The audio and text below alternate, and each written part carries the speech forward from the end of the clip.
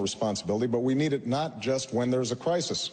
I mean, we've had years in which the reigning economic ideology has been what's good for Wall Street, but not what's good for Main Street. And there are folks out there who've been struggling before this crisis took place. And that's why it's so important, as we solve this short-term problem, that we look at some of the underlying issues that have led to wages and incomes for ordinary Americans to go down, the healthcare system that is broken, energy policies that are not working, because 10 days ago, John said that the fundamentals of the economy are sound. I do not think that they are. Say it directly to him. Well, John, 10 days ago, you said that the fundamentals of the economy are sound.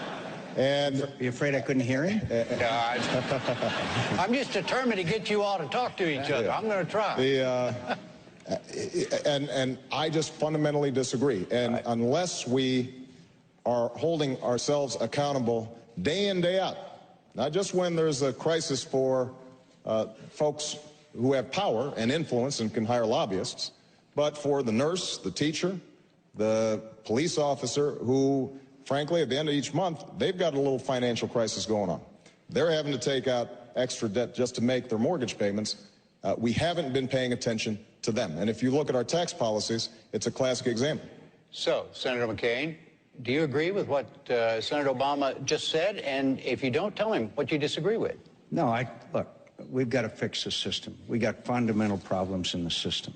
And Main Street is paying a penalty for the excesses and greed in Washington, D.C., and in the Wall Street. So there's no doubt that we have a long way to go.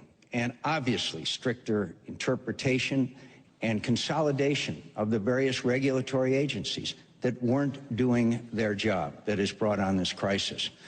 But I have a fundamental belief in the goodness and strength of the American worker, and the American worker is the most productive, the most innovative. America is still the greatest producer, exporter, and importer.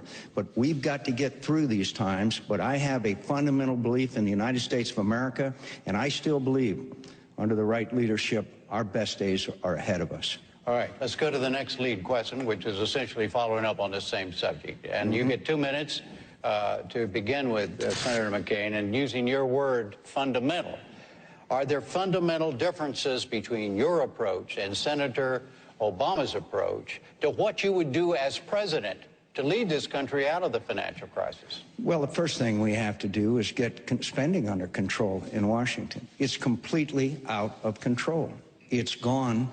We have now presided over the largest increase in the size of government since the Great Society. We Republicans came to power to change government, and government changed us.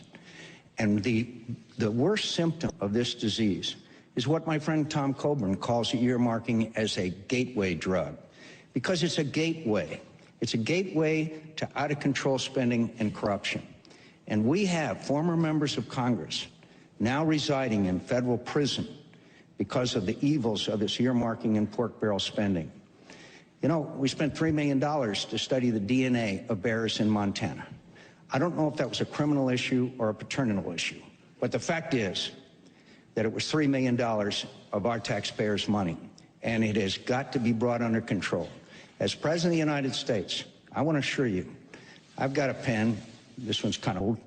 I've got a pen, and I'm going to veto every single spending bill that comes across my desk. I will make them famous, that you will know their names. Now, Senator Obama, you wanted to know one of the differences.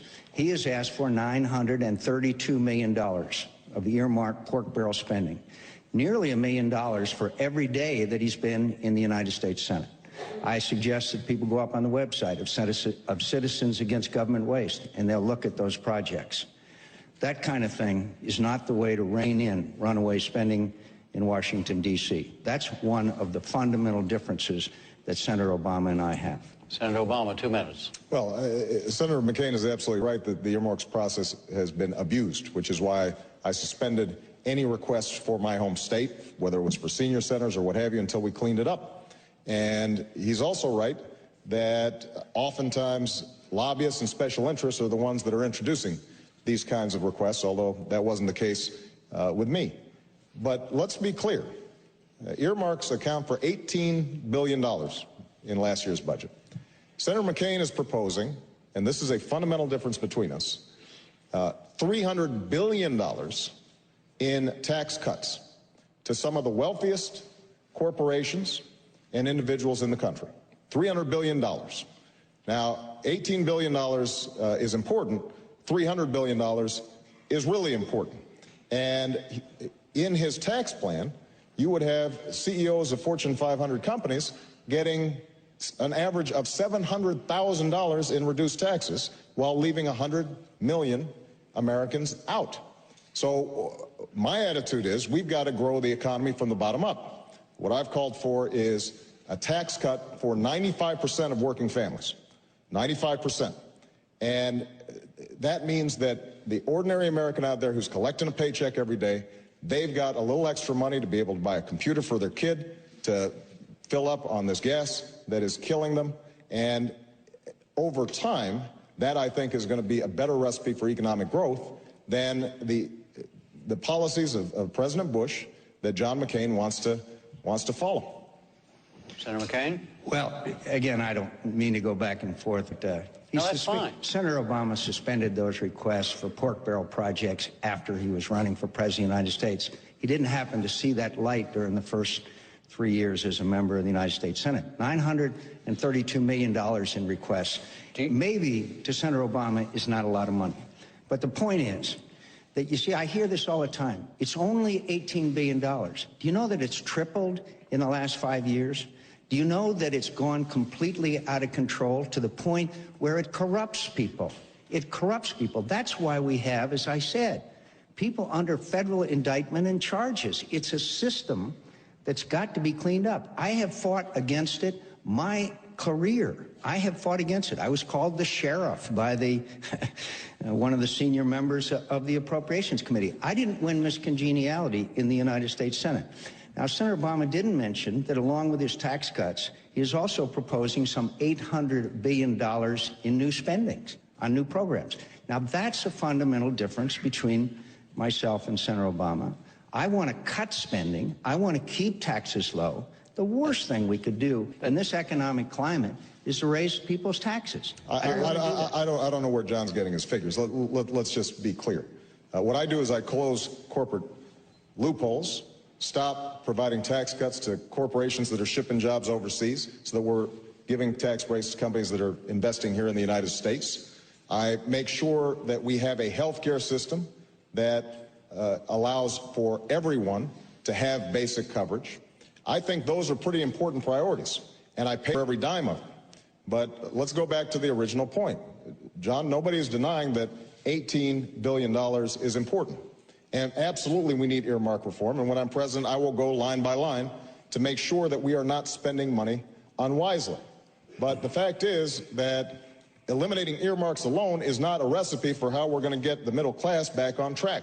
And when you look at your tax policies that are directed primarily at those who are doing well, and you are neglecting people who are really struggling right now, I think that is a continuation of the last 8 years, and we can't afford another 4. Respond directly to him about that, to Senator Obama about that, about he's made it twice now, about your policies about tax cuts. Well, let me give you an example of what Senator Obama finds objectionable. The business tax. Right now, the United States of America business pays the second highest business taxes in the world, 35%. Ireland pays 11%. Now, if you're a business person and you can locate any place out in the world, then obviously if you go to the country where it's 11% tax versus 35, you're going to be able to create jobs, increase your business, make more investment, etc. I want to cut that business tax. I want to cut it so that businesses will remain in the United States of America and create jobs. But again, I want to return. It's a lot more than $18 billion in pork barrel spending. I can tell you it's rife. It's throughout. The United States Senate will take up a continuing resolution tomorrow or the next day, sometime next week, with 2,000. Look at them, my friends. Look at them. You'll be appalled. And Senator Obama is a recent convert after requesting $932 million